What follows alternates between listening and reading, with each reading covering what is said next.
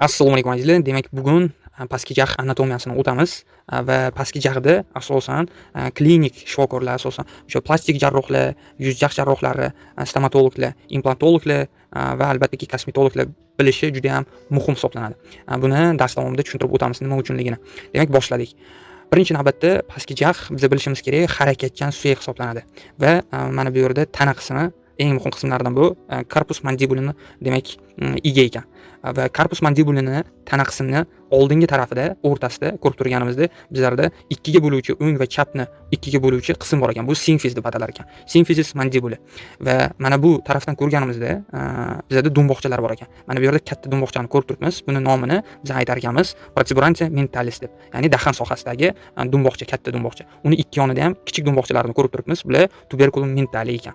Endi mana shu tana qismiga e'tibor berganimizda bizda teshikcha bor ekan. Mana bu teshik va bu teshik kanalis mandibulidan, ya'ni o'sha nerv kelayotgan nijniy alveolarni, ya'ni nervus alveolaris inferior keladi va 4-5 tishlar sohasida oralig'ida mana ko'rib turibmiz, premalarlar oralig'ida demak mentalniy teshik hosil qiladi. Buning nomini foramen mentali deb atar ekanmiz. Va klinik jihatdan stomatologlar uchun bu sohani bilish mentalni anesteziya o'tkazish uchun juda ham muhim hisoblanadi.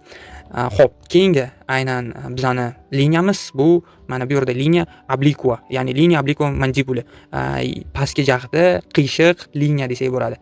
Qiyshiq liniya, kosaya liniya nijniy челюсти. Bu nimaga aynan muhim desa, bu yerga asosan musculus buccalislar birikkan holatda bo'ladi o'sha sohada.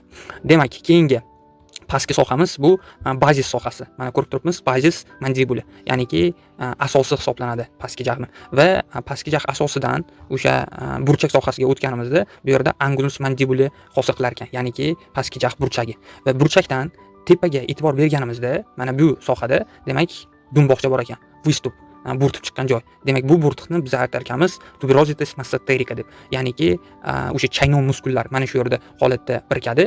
Musculus masseterica shu yerga birikadi. Uni aynan profunda superficialis qismlari bor. O'sha ikkala sohada demak musculus masseterica hosil qiladi. Va mana shu sohani bilishlik ham juda ham muhim hisoblanadi. Chunki bu yerdan biza hattoki transplantant uchun suyak olsak bo'ladi. Chunki shu yerda do'mboqchamiz borligi uchun shu yerdan suyak olinadi ham. Narashivание qilayotgan vaqtimizda implantatsiyada. Xo'p, autokos sifatida. Demak, davom etamiz. Mana shu sohani tepa qismida, demak, mana bu ramus mandibuli, ya'niki pastki jag' shoxi joylashgan bo'ladi. Va pastki jag' shoxini holi ichki tarafini ko'rib chiqamiz. Endi undan ikkita tarmoq holatida joylashgan qismlar bor ekan. Bittasi, ya'niki coronoid processus coronoideus mandibuli. Buni biz aytamiz to'tsimon o'siq deb. To'tsimon o'siq oldinda joylashgan bo'lar ekan. Mana bu yerda o'siqda kimtik joyi bo'ladi. Bu yoqdagi o'siq bilan bu yoqdagi o'siqni birlashtirib turadigan, ya'ni kimtik joy. Ya'ni bu o'siqni biz aytamiz condylus deb, processus condylus deymiz. Buni esa aytib o'tdik coronoideus deymiz. Demak, bo'g'im o'sig'i va to'tsimon o'siqni birlashtirib turadigan kimtik insisura mandibulini hosil qilar ekan. Mana bu o'sha joy.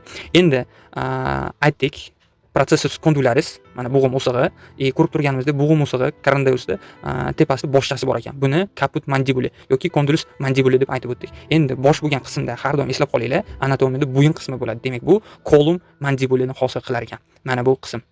Xo'p, demak, ichki qismga e'tibor beradigan bo'lsak, mana bu yerda kichik aynan ichkariga kirgan qismcha bor. Ya'niki buni biz aytamiz yamka deb. Yamaga o'xshagan mana bu kirgan joyi bor. E'tibor bersalaringiz, buni fovea pterygoidea yoki fossa pterygoidea desak bo'ladi. Bunga muskulimiz bor. Yana bitta chaynov muskuli. Bu tepadan birikadigan, mana bu sohaga birikadigan demak muskulimiz lateral pterygoidea muskuli hisoblanadi. Ya'ni lateralniy krilovidная мышца, qanotsimon lateral muskul birikar ekan. Xo'p, keyingi sohamiz bu ichki sohadan aynan mana bu shoxda joylashgan qismga e'tibor beramiz. Demak, mana bu yerda kanalis demak mandibuli o'tadi. Nijniy alveolarniy nerv, ya'niki nervus infraalveolaris o'tadigan va bu yerdan qon tomirlar o'tadi. Buni esa mana shu teshikcha, ya'ni foramen mandibulidan o'tadi. Demak, o'sha sohada bu sohani bilishligimiz nimaga kerak? Mandibularni anesteziya vaqtida o'sha apodaktilni qilamizmi yoki palpatorni qilamizmi? O'sha sohani bilishligimiz juda ham muhim. Qilayotgan vaqtimizda bir narsa bizga xalaqit berishi mumkin. Agar texnikasini yaxshi bilmasak, bu albattaki bu sohadan qaraganimizda bilinib turibdi. Ya'niki tilcha, uvula deb ataymiz yoki lingula mandibula deb ataymiz bu sohani. Mana ko'rib turganlaringizda tilcha bilan himoyalangan bo'ladi. Keyingi sohamiz bu sulcus milohideus. Bu yerda ham asosan milohideya muskullari birikkan holatda bo'ladi. Ya'ni musculus milohideus bu ya'niki подъязычный челюстной мышца birikadi. Men rus tilidagi terminlarni ishlatyapman. Ya'niki pastki jag и til osti ya'niki muskuli birikkan holatda bo'ladi. Endi pastga e'tibor beradigan bo'lsak, mana bu yerda tuberositas pterygideya holatda joylashar ekan. Endi biz bilamiz, asosan 4 ta katta chaynoq muskullari bor. Birinchisi musculus massetericani ko'rdik qayerga joylashganini, undan keyin lateralniy pterygideya muskulini qayerga joylashganini man tushuntirib o'tdim.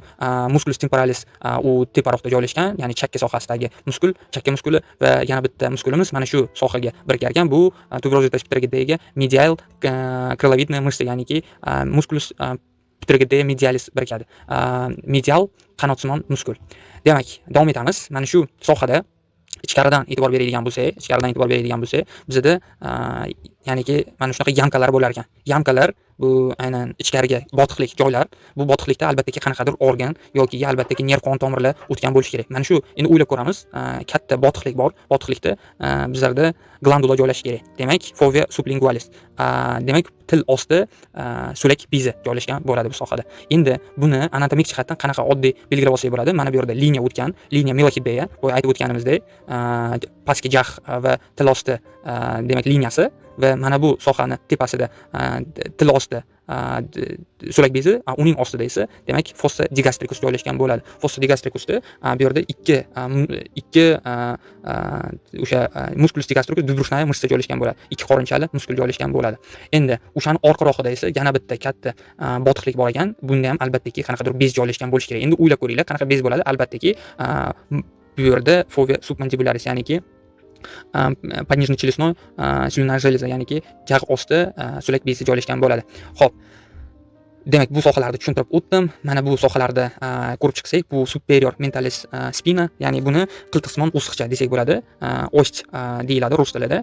Buni pastida esa pastga o'siq joylashadi. O'siqcha, qiltiqsimon o'siqcha. Spina mentalis inferior yoki geni inferior deb atasak ham bo'ladi. Mana bu sohani men aytib o'tdim, simfis mana orqa tarafdan ham ko'rinyapti. Xo'p, demak davom etamiz. Endi mana bu sohada bizlarda alveolar o'siq bor. Alveolarni kost, ya'niki suyak, bu alveolarni yoyda hosil qiladi. Mana ko'rib turganlaringizda, mana bu arcus alveolaris mandibuli yoyini hosil qiladi va bu yerda har bitta tishda ya'ni bo'rtib chiqqan joylar bor. Bu albatta bo'rtib chiqqan joylarni yugi alveolar mandibuli deb ataymiz. Ya'ni возвышение deb ataladi. Bo'rtiq joylar, bo'rtiq alveolar bo'rtiqlar. Demak, har bitta tishimiz aynan ma'lum bir kataklarda joylashadi. Bu kataklarda biz alveolar dentalis mandibuli, ya'niki tish katakchalarini deb ataymiz. Va tish katakchalari ma'lum bir xonalarga bo'lingan hisoblanadi. Va bu xonalarni ya'niki devor hosil qilar ekan. Va bu devorni biz aytamiz septa intraalveolar mandibuli deb ataymiz. Demak, yana bitta soha, bu sohani ya'niki biz nima qilamiz desa, mandibular anesteziyada palpatsiya qilib o'sha sohani bilamiz. Fossa retromolaris. Fossa retromolarisda bilib palpaslab keyin anesteziya qilinadi. Demak, keyingi sohamiz bu esa crista temporalis mandibula. Mana shu yerda ham возвышение, ya'ni grebin degan narsa joylashgan bo'ladi. Crista temporalis mandibula. Demak, bugungi darsimiz mana shundan iborat edi. Bizga obuna bo'lib, bu darsliklarni albatta do'stlaringizga yuborib qo'yinglar. Sog' salomat bo'linglar.